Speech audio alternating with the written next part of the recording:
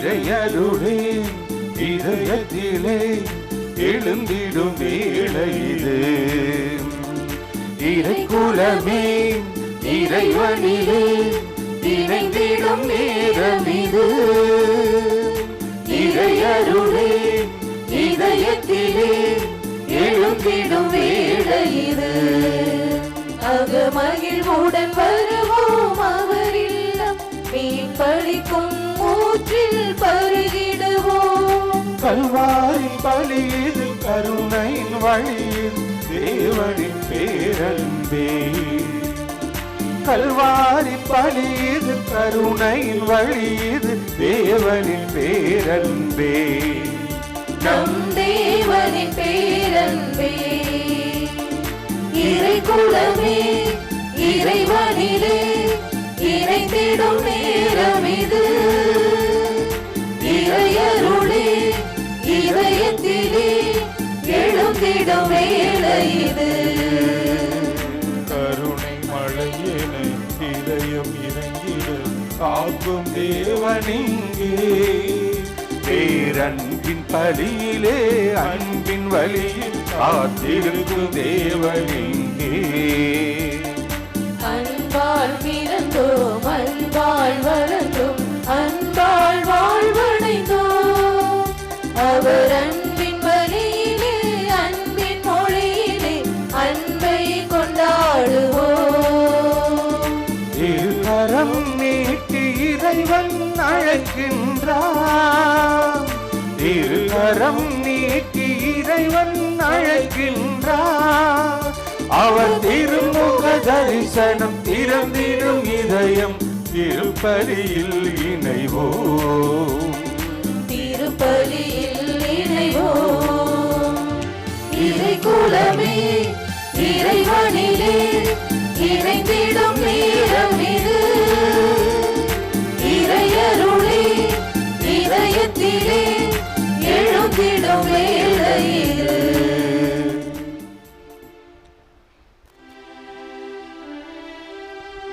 தந்தை மகன் தூய ஆவியாரின் பெயராலே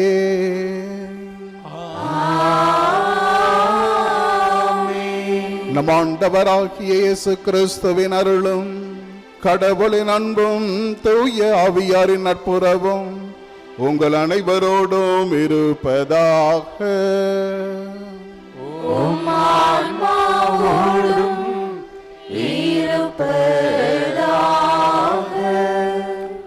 இறைமகன் இயேசு கிறிஸ்துவில் அன்புக்குரிய சகோதர சகோதரிகளை, ஆண்டவர் இயேசு கிறிஸ்து தன்னுடைய பணி வாழ்க்கையில் செய்த புதுமைகளில் ஒன்று இன்று வாசிக்கின்றோம். அந்த புதுமையை எதிர்கொண்ட மக்கள் எவ்வாறு அவரை பார்த்தார்கள், மக்களில் ஒரு சிலர் எவ்வாறு பார்த்தார்கள் என்பதையும் இன்று நாம் கற்றுக்கொள்ளுகின்றோம். அவரிடமிருந்து அதனை இயேசு எவ்வாறு எதிர்கொண்டார் என்பதை கற்றுக்கொள்ள உங்கள் அனைவரையும் அன்போடு இந்த திருப்பலிக்கு அழைக்கின்றேன். இந்த திருப்பலியானது ஆலயத்தில் கூடியிருக்கும் பக்தர்கள் கருத்துகளுக்காகவும், ஜெயா பிளஸ் தொலைக்காட்சி, திருத்தல இணையதளம் மற்றும் அனைத்து சமூக ஊடகங்களின் வழியாக பங்கெடுக்கும் பக்தர்களின் கருத்துகளுக்காகவும், இன்றைய நாளில் ஒளிபரப்பிற்கு உதவி செய்த நன்கொடையாளர்களின் குடும்ப கருத்துகளுக்காகவும், நேற்று திருப்பலி எழுதி வைத்தவர்களின் கருத்துகளுக்காகவும் ஒப்புக் கொடுக்கப்படுகின்றது.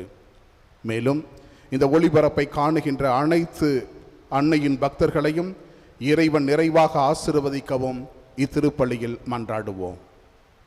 Dear devotees, this Mass is offered for all the faithful gathered here and those who are participating through Jaya Plus, Shrine Web TV, as well as other social media, and in a special way for all the sponsors of this live telecast Mass and those who wrote their Mass intentions yesterday, and all the devotees of Our Lady of Health Velangani who are watching the same.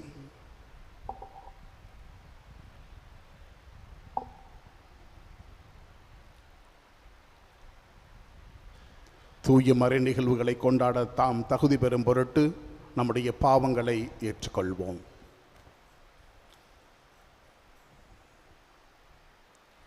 எல்லாம் வல்ல இறைவனிடமும் சகோதர சகோதரிகளே, உங்களிடமும் நான் பாவியை ஏற்றுக்கொள்கின்றேன். ஏனெனில் என் சிந்தனையாலும் சொல்லாலும் செயலாலும் கடமையில் தவறியதாலும் பாவங்கள் பல செய்தேன். என் பாவமே, என் பாவமே, என் பெரும் பாவமே. ஆகையால் எப்பொழுதும் கன்னியான புனித மரியாவையும் வானதூதர் புனிதர் அனைவரையும் சகோதர சகோதரிகளே, உங்களையும் நம் இறைவனாகிய ஆண்டவரிடம் எனக்காக வேண்டிக் கொள்ள மன்றாடுகின்றேன். எல்லாம் வல்ல இறைவன் நம் மீது இரக்கம் வைத்து நம் பாவங்களை மன்னித்து நம்மை நிலை வாழ்வுக்கு அழைத்துச் செல்வாராக. ஆமென்.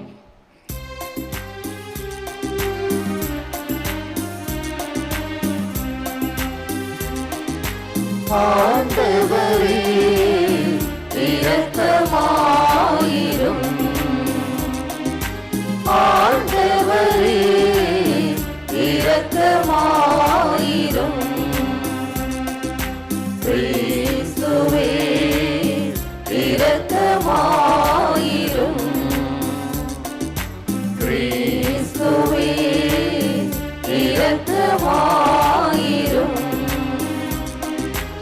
ஆண்டவரே இரக்கமாயிரும். ஆண்டவரே இரக்கமாயிரும்.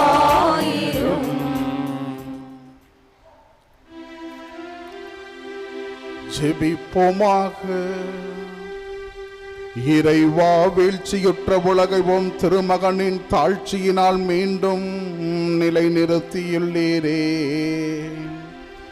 அதனால் பாவத்தின் அடிமைதளத்திலிருந்து நீர் விடுவித்த உம் நம்பிக்கையாளர்களுக்கு புனித பேரின்பத்தை தந்து அவர்கள் என்றும் நிலையான மகிழ்ச்சி அடைந்திட செய்வீராக. உம்மோடு தூய ஆவியாரின் ஒன்றிப்பில் இறைவனாய் என்றென்றும் வாழ்ந்து ஆட்சி செய்கின்ற எங்கள் ஆண்டவராகிய கிறிஸ்து வழியாக உம்மை மன்றாடுகிறோம். ஆமென்.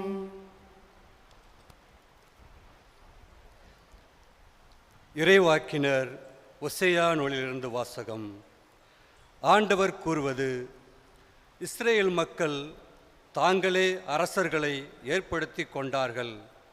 அது என்னாலே அன்று. அவர்களே தலைவர்களை நியமித்து கொண்டார்கள். அதை பற்றியும் நான் ஒன்றும் அறியேன். தங்கள் வெள்ளியாலும் பொன்னாலும் தங்களுக்கென சிலைகளை செய்தார்கள். தாங்கள் அழிந்து போகவே அவற்றை செய்தார்கள். சமாரியா மக்கள் வழிபடும் கன்றுக்குட்டியை நான் வெறுக்கின்றேன். என் கோபத்தீ அவர்களுக்கு எதிராய் எரிகின்றது. இன்னும் எத்தனை காலம் அவர்கள் தூய்மை அடையாது இருப்பார்கள்? அந்த கன்றுக்குட்டி இஸ்ரேலிடமிருந்து வந்ததன்றோ? அது கடவுள் அல்லவே. கைவினைஞன் ஒருவன்தானே அதை செய்தான். சமாரியாவின் கன்றுக்குட்டி தவிடுபொடியாகும். அவர்கள் காற்றை விதைக்கிறார்கள், கடும் புயலை அறுப்பார்கள். வளரும் பயிர் முற்றுவதில்லை, கோதுமை நன்றாக விளைவதில்லை. அப்படியே விளைந்தாலும் அந்நியரே அதை விழுங்குவர். எப்ராயிம் பாவம் செய்வதற்கென்றே பலிப்பீடங்கள் பல செய்து கொண்டான். அப்பீடங்களே அவன் பாவம் செய்வதற்கு காரணமாயின. ஆயிரக்கணக்கில் நான் திருச்சட்டங்களை எழுதி கொடுத்தாலும் அவை நமக்கில்லை என்றே அவர்கள் கருதுவார்கள். பலியை அவர்கள் விரும்புகின்றார்கள். பலி கொடுத்து அந்த இறைச்சியையும் உண்ணுகிறார்கள். அவற்றின் மேல் ஆண்டவர் விருப்பம் கொள்ளவில்லை. அதற்கு மாறாக அவர்கள் தீச்செயல்களை நினைவில் கொள்கின்றார். அவர்கள் செய்த பாவங்களுக்கு தண்டனை வழங்குவார். அவர்களோ எகிப்து நாட்டிற்கு திரும்புவார்கள். ஆண்டவரின் அருள்வாக்கு. இறைவனுக்கு நன்றி. திருப்பாடல் 115 பதிலுரை பாடல் பல்லவி.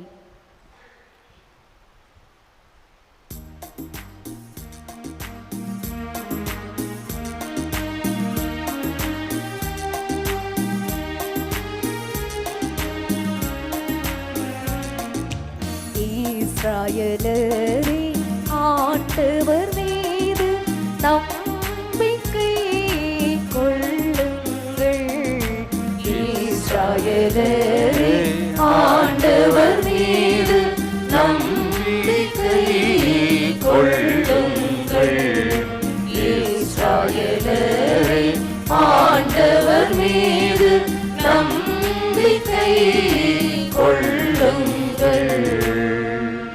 நம் கடவுளோ விண்ணுலகில் உள்ளார், தம் திருவுளப்படி அனைத்தையும் செய்கின்றார். அவர்களுடைய தெய்வச் சிலைகள் பெரும் வெள்ளியும் பொன்னுமே, வெறும் மனித கைவேளையே.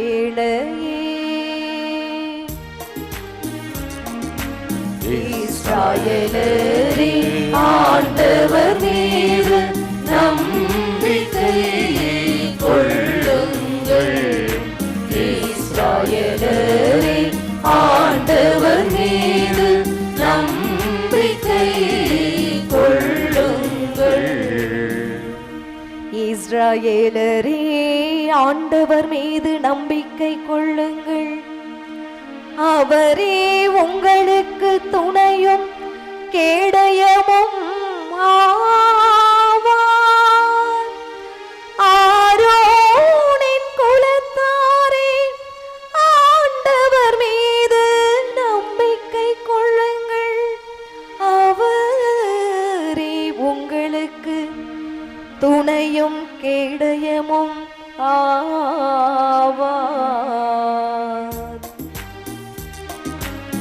இஸ்ராயேலரே ஆண்டவர் மீது நம்பிக்கை கொள்ளுங்கள். இஸ்ராயேலரே ஆண்டவர் மீது நம்பிக்கை கொள்ளுங்கள்.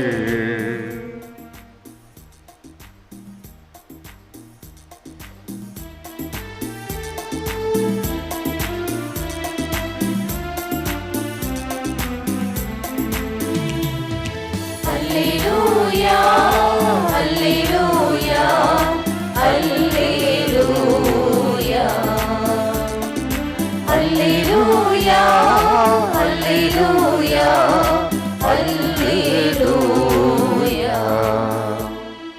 நல்ல ஆயன் நானே, நானும் என் ஆடுகளை அறிந்திருக்கிறேன், என் ஆடுகளும் என்னை அறிந்து இருக்கின்றன. Alleluia, Alleluia, Alleluia, Alleluia, Alleluia, Alleluia.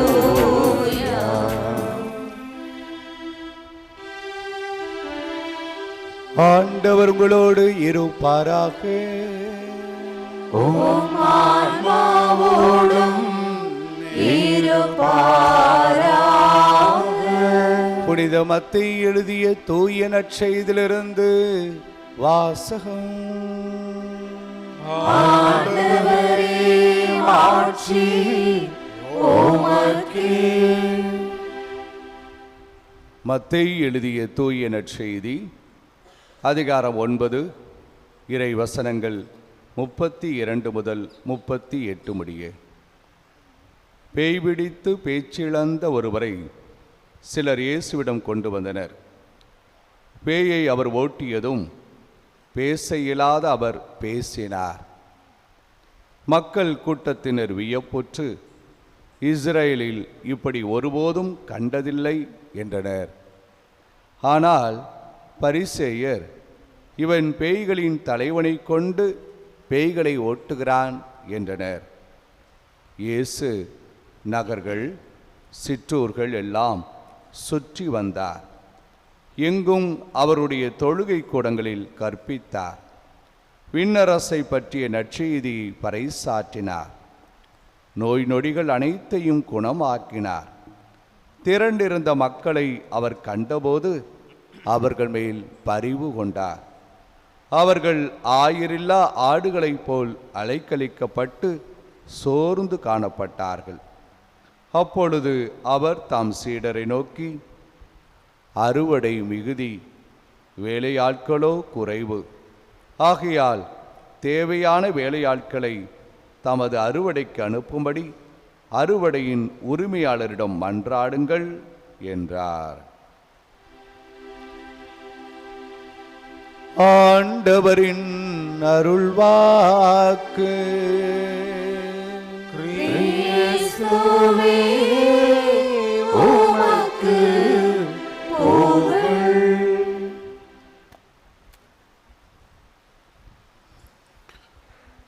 இறைமகன் இயேசு கிறிஸ்துவில் அன்புக்குரிய சகோதர சகோதரிகளே, மத்தேயு நற்செய்தி 9வது அதிகாரம் 32 முதல் 38 முடிய உள்ள இறை வார்த்தைகளை உங்களோடு சிந்திக்க இன்று ஆசைப்படுகின்றேன். கடவுள் இந்த உலகத்தை படைத்த பொழுது 2 முக்கியமான செயல்களை செய்கின்றார். ஒன்று, இந்த இழந்த அந்த மக்களுக்கு, மனு குலத்திற்கு மீட்பினை வழங்க வேண்டும். அந்த மீட்பினை வழங்குவதற்கு தன்னுடைய ஒரே மகனை இந்த உலகிற்கு அனுப்பினார் என்று நாம் விவிலியத்திலே வாசிக்கின்றோம். கடவுள் இந்த உலகை எவ்வளவு அன்பு செய்தார் என்றால், தன்னுடைய ஒரே மகனை இவ்வுலகிற்கு அனுப்பக்கூடிய அளவிற்கு இந்த உலகத்தை அன்பு செய்தார். கடவுளுடைய நோக்கம் இந்த உலகம் மீண்டும் தன்னுடைய இழந்த அந்த கொடைகளை பெற வேண்டும், இழந்த அந்த பாக்கியத்தை இந்த மக்கள் மீண்டும் பெற வேண்டும் என்பதே கடவுளுடைய முக்கியமான நோக்கமாக இருக்கின்றது. அதற்கு தன்னுடைய மகனையே அனுப்புகின்றார். இதை யோவான் நற்செய்தி 3வது அதிகாரம் 16வது இறை வார்த்தையிலே வாசிக்கின்றோம்.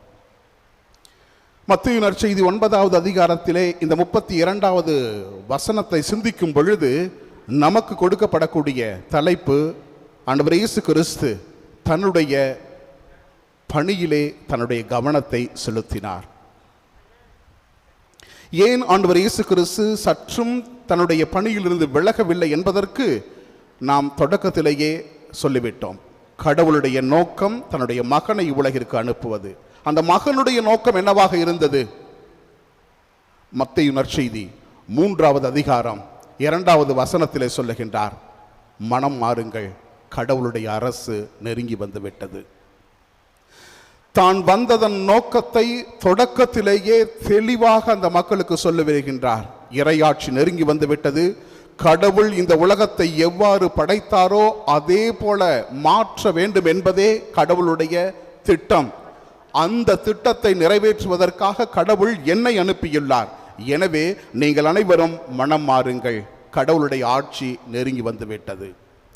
இந்த பணி திட்டத்தை எவ்வாறு நிறைவேற்ற போகிறோம் என்பதையும் ஆண்டவர் இயேசு கிறிஸ்து மிக தெளிவாக சொல்லிவிடுகின்றார் தன்னுடைய பணி வாழ்வின் தொடக்கத்திலேயே. லூக்கா நற்செய்தி 4வது அதிகாரம் 18வது வசனத்தை நாம் வாசித்தோம் என்றால் மிக அழகாக தன்னுடைய பணி திட்டத்தினுடைய செயல் திட்டத்தை அழகாக விவரிப்பார். ஆண்டவருடைய ஆவி என்மேல் உள்ளது, ஏனெனில் என்னை அருட்பொழிவு செய்துள்ளார். ஏழைகளுக்கு நற்செய்தி சொல்ல, பார்வையற்றவர்களுக்கு பார்வை கொடுக்க, ஒடுக்கப்பட்ட மக்களுக்கு நற்செய்தியினை அறிவிக்க, ஆண்டவர் அருள் தரக்கூடிய அந்த ஆண்டினை அறிவிக்க, இதற்காகத்தான் நான் அனுப்பப்பட்டேன். தன்னுடைய பணியின் நோக்கத்தை, தன்னுடைய பணியின் செயல் திட்டத்தை, தான் எதற்காக அனுப்பப்பட்டேன் என்பதை ஆண்டவர் இயேசு கிறிஸ்து மிக தெளிவாக தன்னுடைய பணிக்காலத்தினுடைய தொடக்கத்திலேயே அறிவித்து விடுகின்றார். இந்த பணி திட்டத்தை நிறைவேற்ற விடாமல் செய்யக்கூடியவர்கள் ஒரு சிலர் இருந்தார்கள். எனவேதான் இன்றைய நற்செய்தியினுடைய தொடக்கத்திலே நாம் வாசிக்கின்றோம். ஆண்டவர் இயேசு கிறிஸ்து தன்னுடைய பணியினை செய்ய தொடங்கிய பொழுது மத்தேயு நற்செய்தி 5, 6, 7 அதிகாரங்களை நீங்கள் வீடுகளுக்கு சென்று படிக்கும் பொழுது தெரியும். மழை பொழிவும் அதை ஒட்டிய பகுதிகளும் இயேசு கிறிஸ்துனுடைய போதனைகள் அனைத்தும் இந்த 3 அதிகாரங்களிலே மிக தெளிவாக சொல்லப்பட்டிருக்கும். 7 அதிகாரத்தை முடித்த பிறகு 8, 9 அதிகாரத்தில் ஏறக்குறைய 10 புதுமைகள் இருக்கும். எனவே ஆண்டவர் இயேசு கிறிஸ்து எதற்காக வந்தாரோ அந்த செயல் திட்டத்தை அந்த 3 அதிகாரங்களிலே 5, 6, 7 அதிகாரங்களிலே கொடுத்த ஆண்டவர் இயேசு கிறிஸ்து 9, 10 அல்லது 8, 9 அதிகாரத்திலே இந்த 10 புதுமைகளையும் சொல்லிவிடுகின்றார். இறுதி புதுமையை தான் இன்று நாம் வாசிக்க கேட்டோம். கிறிஸ்துவில் அன்புமிக்க சகோதர சகோதரிகளே, இந்த இறுதி புதுமையை செய்த பிறகு அந்த மக்கள் இந்த புதுமையை எவ்வாறு எதிர்பார்த்தார்கள் அல்லது எதிர்கொண்டார்கள்? ஆண்டவர் இயேசு கிறிஸ்து செய்த புதுமையை மக்களில் ஒரு சிலர் எவ்வாறு எதிர்கொண்டார்கள்? ஆண்டவர் இயேசு கிறிஸ்து சொன்ன அந்த செய்தியை மக்கள் எவ்வாறு எடுத்துக்கொண்டார்கள் என்பதே இன்றைய நற்செய்தியினுடைய சாராம்சமாக இருக்கின்றது. கிறிஸ்துவில் அன்புமிக்க சகோதர சகோதரிகளே, ஒரு சிலர் ஆண்டவர் இயேசு கிறிஸ்துவினுடைய புதுமையை புதுமையாக பார்த்து வியந்தார்கள் என்று நாம் விவிலியத்திலே வாசிக்கின்றோம். இன்னும் ஒரு சிலர் அதே மக்களிலே பரிசேயர்களாக இருந்தவர்கள் அதே புதுமையை, அதே நிகழ்வை, அதே செயலை எவ்வாறு பார்த்தார்கள் என்றால், இவன் பேய்களின் தலைவனான பெயல்செபூலை கொண்டு தன்னுடைய புதுமையை செய்கிறான் என்று சொல்லி பார்த்தார்கள். கிறிஸ்துவில் அன்புமிக்க சகோதர சகோதரிகளே, மத்தேயு நற்செய்தியாளர் தன்னுடைய நற்செய்தியினை தன்னுடைய மக்களுக்கு 80 முதல் 85 ஆண்டுகளிலே எழுதுகின்றார். ஏறக்குறைய ஆண்டவர் இயேசு கிறிஸ்து இறந்து 50 ஆண்டுகள் கழித்து இந்த நற்செய்தியானது எழுதப்படுகின்றது. இந்த செய்தி சொல்லப்படக்கூடிய அந்த காலகட்டம் ஏன் முக்கியத்துவம் வாய்ந்தது என்றால், ஒவ்வொரு செய்தியையும் உள்வாங்கும் பொழுது நம்முடைய மனநிலை அந்த சூழ்நிலைக்கு ஏற்றாற் போல இருக்கின்றது. செயல் ஒன்றாக இருக்கும், ஆனால் செயலை அந்த செய்தியை வாங்கக்கூடியவர்களுடைய மனநிலை, சூழ்நிலை மாறும் பொழுது அந்த செய்தியினுடைய தாக்கமும் மாறுவதை நம்மால் எளிதாக புரிந்து கொள்ள முடியும். எனவேதான் இயேசு கிறிஸ்துவை நம்பியவர்கள், இயேசு கிறிஸ்துவை விசுவசித்தவர்கள், இயேசு கிறிஸ்துவின் நிலைவாழ்வு தருவார் என்ற நம்பிக்கை கொண்டவர்கள் ஆண்டவர் இயேசு கிறிஸ்துவினுடைய புதுமையை ஒரு விதமாக ஏற்றுக்கொண்டார்கள், வியந்தார்கள் என்று நாம் விவிலியத்திலே வாசிக்கின்றோம். இயேசு கிறிஸ்துவை நம்பாதவர்கள், இயேசு கிறிஸ்து நிலைவாழ்வை தருவார் என்று ஏற்றுக்கொள்ளாதவர்கள், இயேசு கிறிஸ்துவை மெசியாவாக பார்க்க தவறியவர்கள், இவன் பேய்களின் தலைவனான பெயல்செபூலை கொண்டு பேய்களை ஓட்டுகிறான் என்று வாதிட்டார்கள். எனவே மத்தேயு நற்செய்தியாளர் இந்த செய்தியை யாருக்கு சொல்லுகின்றார் அல்லது எந்த மனநிலையில் இருந்த மக்களுக்கு சொல்லுகிறார் என்றால், எருசலேம் தேவாலயம் என்பது இஸ்ராயல் மக்களுக்கு மிக உயர்ந்த, மிக உன்னதமான தேவாலயம். அந்த தேவாலயத்தில் தான் அவர்களுடைய கடவுள் வாழ்கின்றார் என்று நம்பிக்கொண்டிருந்த காலம் நம்பினார்கள். யாவே கடவுள் அந்த தேவாலயத்தில் இருப்பதாக நம்பிய அவர்களுக்கு கிபி 70ஆம் ஆண்டு மிகப்பெரிய ஒரு ஆச்சரியமும் அதிர்ச்சியும் காத்திருந்தது. ரோமையர்கள் அந்த எருசலேம் தேவாலயத்தை தரைமட்டமாக்கி விட்டார்கள். தரைமட்டமாக்கிய அந்த நிகழ்வை பார்த்த இஸ்ராயல் மக்கள் தங்களுடைய கடவுளின் இருப்பையே அவர்கள் சந்தேகிக்க தொடங்கினார்கள். எங்கள் கடவுள், எங்களை மீட்க வந்தவர், எங்கள் எல்லா நிலையிலும் உயர்ந்தவர், எங்களை காப்பார் என்று நாங்கள் எண்ணிக்கொண்டிருந்தோம். ஆனால் அவர் வாழ்ந்த அந்த எருசலேம் தேவாலயமே இன்று அழிக்கப்பட்டு விட்டது. இந்த கடவுள் எங்களை காப்பாரா என்ற சந்தேகம். இரண்டாவதாக இன்னொரு செயலையும் நாம் பார்க்கின்றோம். ஆண்டவர் இயேசு கிறிஸ்துவை யாரெல்லாம் நம்பினார்களோ, யாரெல்லாம் விசுவசித்தார்களோ, அந்த யூதர்கள் அல்லது அந்த யூத கிறிஸ்தவர்களை நம்பாத யூதர்கள் விலக்கி வைத்தார்கள், எக்ஸ்கம்யூனிகேட் பண்ணிட்டாங்க. நீங்கள் யூதர்கள் அல்ல அப்படின்னு சொல்லிட்டு. எனவே யாவே கடவுள் எங்களுக்கு கடவுளா இல்லையா என்ற சந்தேகத்தோடு இவர்கள் இருக்கிறார்கள். ஆண்டவர் இயேசு கிறிஸ்துவை நம்பியதால் இவர்கள் யூத மதத்திலிருந்து புறக்கணிக்கப்பட்டு அல்லது புறம் தள்ளப்பட்டு விலக்கி வைக்கப்பட்டார்கள். அரசியல் வாழ்க்கையிலும் பார்க்கின்ற மூன்றாவதாக ஒரு காரணம் இருந்தது. ரோமையர்கள் இஸ்ராயல் மக்களை ஆண்டு கொண்டிருந்த அந்த நேரத்திலே யூத மதமானது அங்கீகரிக்கப்பட்ட மதமாக இருந்தது. ஆனால் இந்த யூத மதத்திலிருந்து கிறிஸ்தவர்கள் பிரிந்து சென்ற பிறகு அங்கீகரிக்கப்படாத ஒரு மதத்திலே அவர்கள் வாழ்ந்து கொண்டிருந்தார்கள். எனவே ரோமையர்களும் இந்த இஸ்ராயல் மக்களுக்கு அல்லது கிறிஸ்தவ மக்களுக்கு எதிராக இருந்தார்கள். இந்த கால சூழ்நிலையில்தான் மத்தேயு நற்செய்தியாளர் தன்னுடைய நற்செய்தியை எழுதுகின்றார். மத்தேயு நற்செய்தியாளர் சொல்லக்கூடிய இந்த செய்தி மிகவும் உன்னதமான செய்தி. இன்றைய நற்செய்திக்கு நாம் வருவோம். 9வது அதிகாரம் 32வது அதிகாரத்திலே இந்த புதுமையை பேச்சற்ற பேய் பிடித்த இந்த சகோதரனுக்கு விடுதலையை கொடுத்த பொழுது மக்கள் அதனை பார்த்து வியந்தார்கள் என்று சொல்லுகின்றோம். ஆனால் ஒரு சிலர் பேய்களின் தலைவனான பெயல்செபூலை கொண்டு அவன் பேய்களை ஓட்டுகிறான் என்று சொன்னார்கள். ஆனால் நற்செய்தியை தொடர்ந்து வாசிக்கும் பொழுது 38 வசனங்கள் வரை இவங்களுக்கும் பதில் சொல்லலை, இவங்களுக்கும் பதில் சொல்லலை. நீங்கள் நற்செய்தியை படித்து பாருங்க. ஆண்டவர் இயேசு கிறிஸ்து பேய்களின் தலைவனான பெயல்செபூலை கொண்டு பேய்களை ஓட்டுகிறான் என்று சொன்ன பரிசேயர்களுக்கும் ஆண்டவர் இயேசு கிறிஸ்து பதில் சொல்லவில்லை. அவருடைய பணியை பார்த்து, அவருடைய புதுமையை பார்த்து வியந்த அவர்களுக்கும் பதில் சொல்லவில்லை. தன் பணி, தன்னுடைய நோக்கம், தான் வகுத்த திட்டத்தினுடைய இலக்கு ஆண்டவர் இயேசு கிறிஸ்துவிற்கு தெரிந்தது. அது இறையாட்சி பயணம். இறையாட்சியை, கடவுள் விரும்பும் அந்த இழந்த அந்த மீட்பினை மீண்டும் அந்த மக்களுக்கு கொடுக்க வேண்டும் என்ற இலக்கு, அதை நோக்கிய பயணம். அந்த நோக்கத்தை நோக்கி அவர் ஓடிக்கொண்டிருக்கும் பொழுது அந்த இறையாட்சி பயணத்திலே இப்படிப்பட்ட விமர்சனங்கள் நிச்சயமாக வரும் என்பதை ஆண்டவர் இயேசு கிறிஸ்து அறிந்து இந்த விமர்சனங்களுக்கு முக்கியத்துவம் கொடுப்பதை விட தன்னுடைய நோக்கத்தை நோக்கியே ஓடிக்கொண்டிருக்கின்றார். கிறிஸ்துவில் அன்புமிக்க சகோதர சகோதரிகளே, இப்படிப்பட்ட பயணத்திலே நீங்கள் சென்று கொண்டிருக்கும் பொழுது எதிர்படக்கூடிய விமர்சனங்கள் ஆயிரம் இருக்கும். அதிலும் குறிப்பாக நேரடியாக உங்களுடைய கேரக்டர் அதிலே வந்து நிற்பார்கள். உங்களுடைய குடும்ப பின்னணி அங்கே வந்து நிற்பார்கள். உங்களுடைய வாழ்க்கை முறை அங்கு வந்து அடிப்பார்கள். காரணம், விமர்சனம் செய்பவர்களுக்கு நிச்சயமாக தெரியும் எங்கு அடித்தால் அவன் இலக்கை மாற்றுவான் என்று, எங்கு அடித்தால் அவனுடைய நிலைமை மாறும் என்று அவர்களுக்கு எதிராக தெரியும். எனவே ஏசுநாதரை பார்த்து என்ன சொன்னாங்க? இவன் பேய் பிடிச்சவன், இவன் பைத்தியக்காரன், இவனை யாரும் தெரியாதா? இவங்க அப்பா ஒரு தச்சன், இவங்க அம்மாவை தெரியாதா? இவன் குடிகாரன் என்று ஆண்டவர் இயேசு கிறிஸ்துவினுடைய அந்த குடும்ப பின்னணியையும் அவருடைய கேரக்டரையும் அவருடைய வாழ்க்கை முறையையும் எதிராக விமர்சனம் வைக்கப்பட்டது. ஆனால் இவை அனைத்திற்கும் ஆண்டவர் இயேசு கிறிஸ்து எந்த பதிலும் கொடுக்காமல் தன்னுடைய இலக்கை நோக்கிய பயணத்திலே சென்று கொண்டிருக்கின்றார். கிறிஸ்துவில் அன்புமிக்க சகோதர சகோதரிகளை, இலக்கை தெளிவாக வைத்துக் கொண்டோம் என்றால், இலக்கை நோக்கிய பயணத்திற்கு செயல் திட்டத்தை தெளிவாக வைத்துக் கொண்டோம் என்றால், இப்படிப்பட்ட எதிர்மறையான விமர்சனங்கள் எந்த சூழ்நிலையில் வந்தாலும் நம்மால் பயணிக்க இயலும். இதை இறைமகன் இயேசு கிறிஸ்து என்ற நற்செய்தியின் வழியாக நமக்கு கற்றுத் தருகின்றார். எனவேதான் இன்றைய தலைப்பாக நாம் வைத்திருக்கின்றோம், தன்னுடைய பணியிலே தன்னுடைய கவனத்தை செலுத்தினார். நம்முடைய எதிரிகள் அல்லது நாம் அலுவலகத்திலே நல்ல முறையில் பணி செய்யக்கூடாது என்பவர்கள், அல்லது நம்முடைய ஊர்களிலே நாம் சரியான முறையிலே வாழக்கூடாது என்பவர்கள், அல்லது நம்முடைய வெற்றியிலே மகிழாதவர்கள் நம்முடைய இலக்கை சிதைக்க பார்ப்பார்கள்.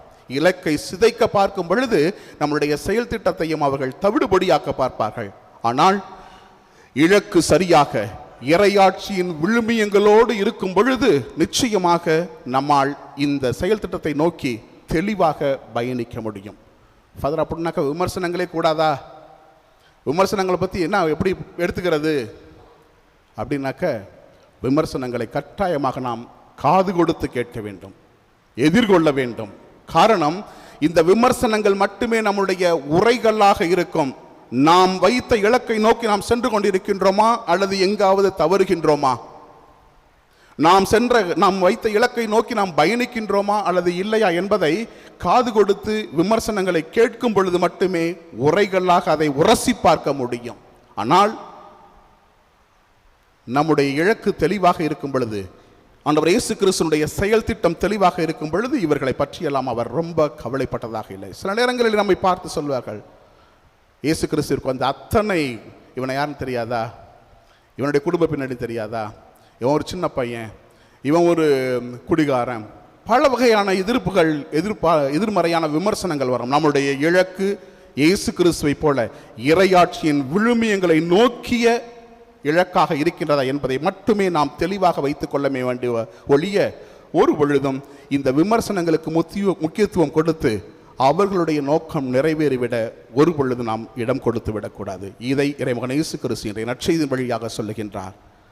இவங்களை பற்றியும் கவலைப்படல, அவங்கள பற்றியும் கவலைப்படல, மாறாக நேராக தந்தை தன்னிடம் ஒப்படைக்கப்பட்ட அந்த பணியினை சிறப்பாக இறுதி வரை செய்து முடித்தார் என்பதை இன்றைய நற்செய்தி நமக்கு சொல்லித் தருகின்றது. கிறிஸ்துவில் அன்புமிக்க சகோதர சகோதரிகளே, எனவே விமர்சனங்களை அணுகுவோம், ஏற்றுக்கொள்வோம், காது கொடுத்து கேட்போம். ஆனால் நம்முடைய இலக்கிலிருந்து ஒரு பொழுதும் நம்மால் பிரிந்து செல்லக்கூடாது. பிரிந்து செல்லாமல் இருப்பதற்கு நாம் நம்முடைய செயல் திட்டங்களை இறைமகன் இயேசு கிறிஸ்துவினுடைய வழியிலே வகுத்து கொள்வோம். அப்போது நம் பணியில் நம்மால் கவனம் செலுத்த முடியும். ஆமேன்.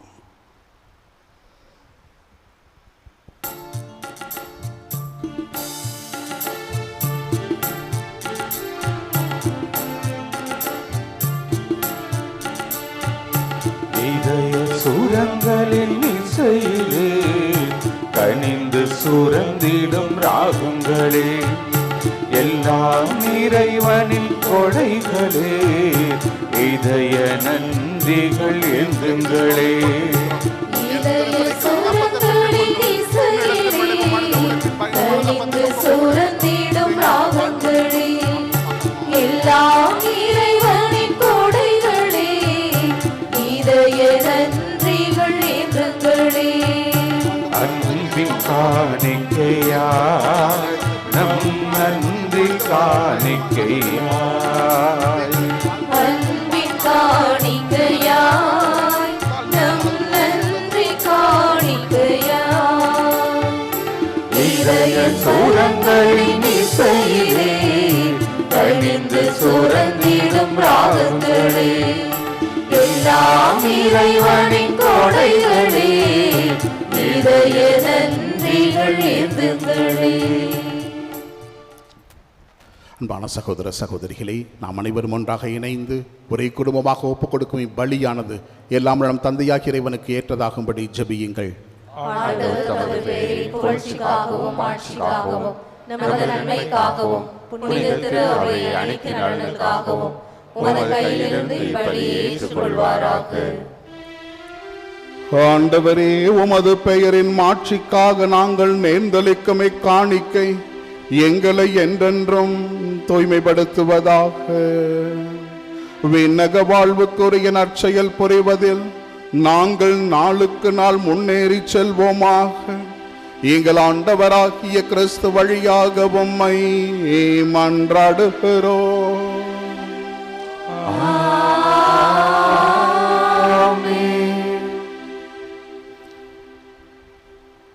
ஆண்டவர் உங்களோடு இருப்பாராக. உம் ஆன்மாவோடும் இருப்பாராக. இதயங்களை மேலே எழுப்புங்கள். ஆண்டவரிடம் எழுப்பியுள்ளோம். நாம் இறைவனாகிய ஆண்டவருக்கு நன்றி கூறுவோம். அது தகுதியும் நீதியுமானதே. ஆண்டவரே, தூயவரான தந்தையே, என்றும் உள்ள எல்லாம் வல்ல இறைவா, என்னாலும் எவ்விடத்திலும் நாங்கள் உமக்கு நன்றி செலுத்துவது மெய்யாகவே தகுதியும் நீதியுமாகும். எங்கள் கடமையும் மீட்புக்குரிய செயலுமாகும். ஏனெனில் எங்கள் புகழுரை உமக்கு தேவையன்று, ஆயினும் நாங்கள் உமக்கு நன்றி செலுத்துவது உமது அருட்கொடையாலேயே. நாங்களும் உம்மை புகழ்ந்துரைப்பது உமது ஆட்சியை மிகுதிப்படுத்தாது எனினும் எங்கள் ஆண்டவராகிய கிறிஸ்து வழியாக நாங்கள் மீட்படைய அது பயன்படுகின்றது. ஆகவே வானதூதர் திரளோடு ஒன்று சேர்ந்து நாங்களும் உம்மை புகழ்ந்தேத்தி மகிழ்ச்சியுடன் அறிக்கையிட்டு பாடுவதாவது: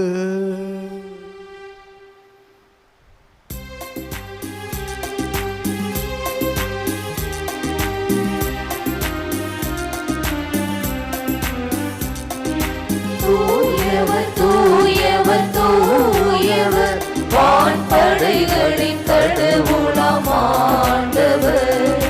விண்ணகமும்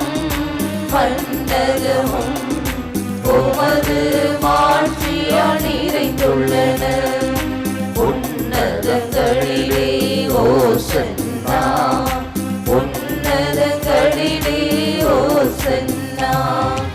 ஆண்டவர் பெயரால் வருகிறவர் ஆசி பெற்றவர். உன்னதங்களிலே ஓசன்னா, உன்னதங்களிலே ஓசன்னா.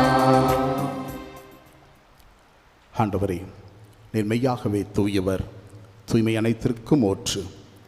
ஆகவே உம்முடைய ஆவியை பொழிந்து இக்காணிக்கைகளை தூய்மைப்படுத்த உம்மை வேண்டுகிறோம். இவ்வாறு எங்கள் ஆண்டவர் இயேசு கிறிஸ்துவின் உடலும் இரத்தமுமாக எங்களுக்கு இவை மாறுவனவாக. அவர் பாடுபட உளம் கனிந்து தம்மை கையளித்த போது அப்பத்தை எடுத்து நன்றி செலுத்தி அதை பிட்டு தம் சீடர்களுக்கு அளித்து கூறியதாவது: அனைவரும் இதிலிருந்து பெற்று உண்ணுங்கள், ஏனெனில் இது உங்களுக்காக கையளிக்கப்படும் என் உடல்.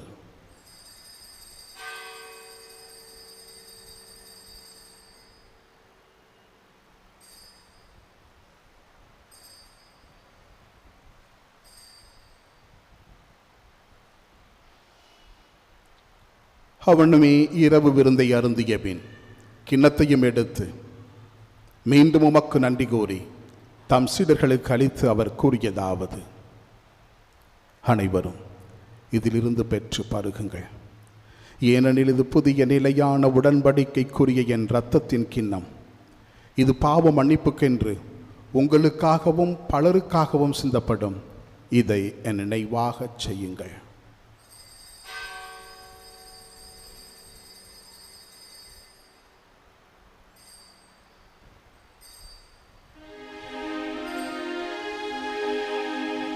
நம்பிக்கையின் மறைபொருள். ஆண்டவரே, நீர் வருமளவும் உமது இறப்பினை அறிக்கையிடுகின்றோம். உமது உயிர்ப்பினையும் எடுத்துரைக்கின்றோம். ஆகவே ஆண்டவரே, நாங்கள் கிறிஸ்துவின் இறப்பினையும் உயிர்ப்பினையும் நினைவு கூர்ந்து வாழ்வு தரும் அப்பத்தையும் மீட்பளிக்கும் கிண்ணத்தையும் உமக்கு ஒப்புக் கொடுக்கின்றோம். உன் திருமுன் நின்று உமக்கு ஊழியம் புரிய தகுந்தவர்களென இங்கிருக்கும் ஒவ்வொரு சகோதர சகோதரியையும் ஏற்றுக்கொண்டீர். எனவே உமக்கு நன்றி செலுத்துகின்றோம். மேலும் கிறிஸ்துவின் உடலிலும் இரத்தத்திலும் பங்கு கொள்ளும் எங்களை தூய ஆவியார் ஒன்று சேர்க்க வேண்டுமென உம்மை தாழ்மையுடன் மன்றாடுகின்றோம்.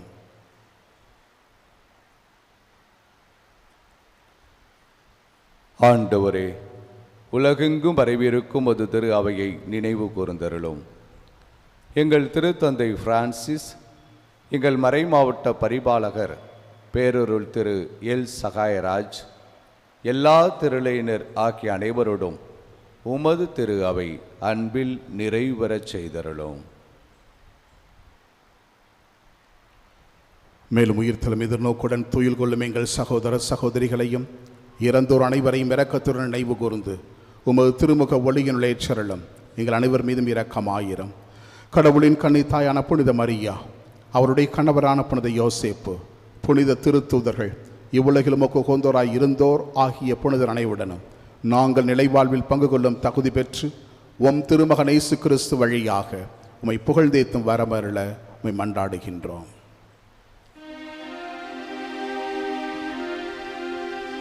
இவர் வழியாக இவரோடு இவரில் எல்லாம் வல்ல இறைவனாகிய தந்தையே, தூய ஆவியாரின் ஒன்றே பெண் எல்லா புகழும் ஆட்சியும் என்றென்றும் உமக்கு உரியதே. ஆமென். ஆமென். ஆமென். மீட்பரின் கட்டளையால் கற்பிக்கப்பட்டு இறைவடிப்பினையால் பயிற்சி பெற்ற நாம் துணிந்து பாடுவோம். விண்ணுலகில் இருக்கின்ற எங்கள் தந்தையே, உமது பெயர் தூயது என போற்ற பெறுக.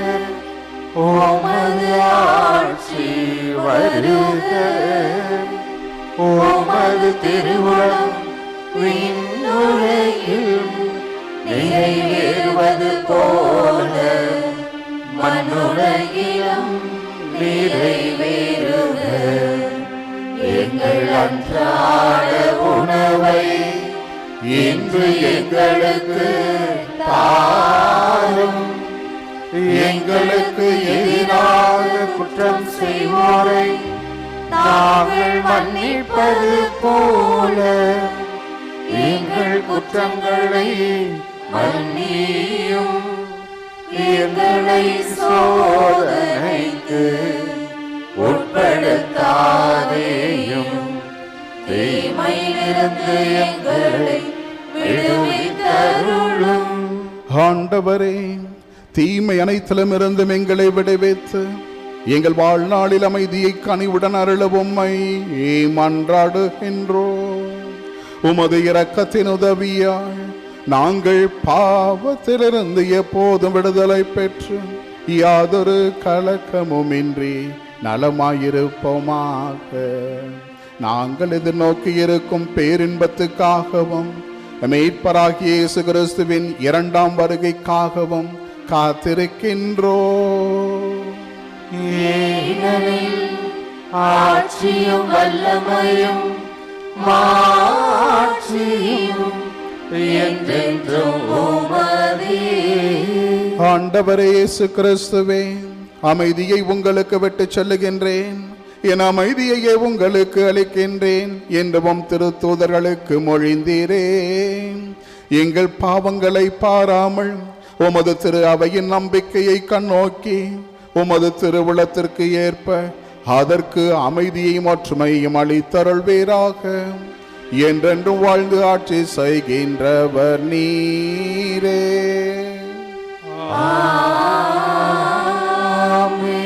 ஆண்டவருடைய அமைதி என்று உங்கள் அனைவரோடும் இருப்பதாக.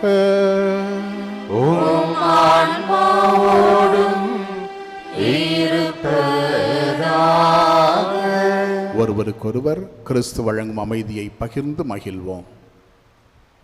உலகின் பாவங்களை போக்கும் இறைவனின் செம்மறி, எங்கள் மேல் இரக்கமாயிரும். உலகின் பாவங்களை போக்கும் இறைவனின் செம்மறி, எங்கள் மேல் இரக்கமாயிரும். உலகின் பாவங்களை போக்கும் இறைவனின் செம்மறி, எங்களுக்கு அமைதியை அளித்தருளும். இதோ இறைமகன் இயேசு கிறிஸ்து, இவரை உலகின் பாவங்களை போக்குவதற்காக இவ்வுலகிற்கு வந்து அந்த நோக்கத்திலே தன் பணியை செய்தவர், சற்றும் தயங்காதவர். இவருடைய திருவந்திற்கு அழைக்க பெற்ற நாம் அனைவரும் பேறு பெற்றோர்.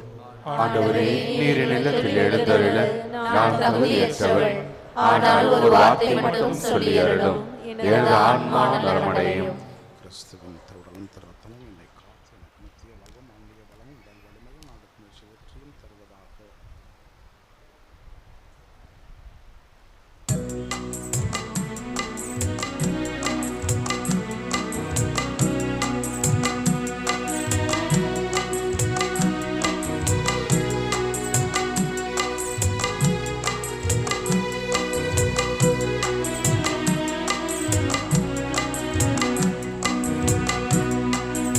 இதய கதவை திறந்து வைத்தேன், இனிமை நிறைக்கும் இயேசுவே. உதயம் தேடும் நேரமெல்லாம் உந்தன் உறவை நாடுவேன். இயேசுவே இயேசுவே இயேசுவே இயேசுவே இயேசுவே இயேசுவே. இதய கதவை திறந்து வைத்தேன், இனிமை நிறைக்கும் இயேசுவே. உதயம் தேடும் நேரமெல்லாம் உந்தன் உறவை நாடுவேன். இயேசுவே இயேசுவே இயேசுவே இயேசுவே இயேசுவே இயேசுவே.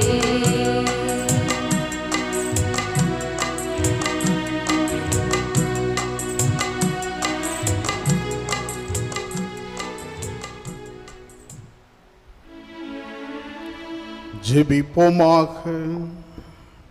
ஆண்டவரே, அன்புக்குரிய உமது கொடைகளால் நிறைவு பெற்ற நாங்கள் உம்மை வேண்டுகின்றோம். அதனால் மீட்பளிக்கும் கொடைகளை நாங்கள் என்றும் பெற்றுக்கொள்ளவும் உம்மை இடையராது புகழ்ந்தேத்தவும் அருள்வீராக. எங்கள் ஆண்டவராகிய கிறிஸ்து வழியாக உம்மை மன்றாடுகிறோம். ஆண்டவர் உங்களோடு இருப்பாராக.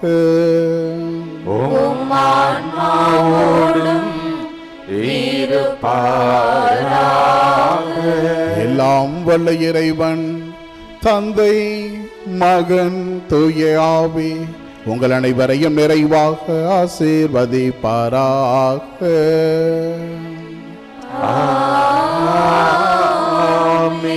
இறைவனின் அன்பிலும் அன்னையின் அரவணைப்பிலும் என்றென்றும் இன்புற்று வாழ சென்று வாழுங்கள். திருப்பலி நிறைவேறிற்று. இறைவனுக்கு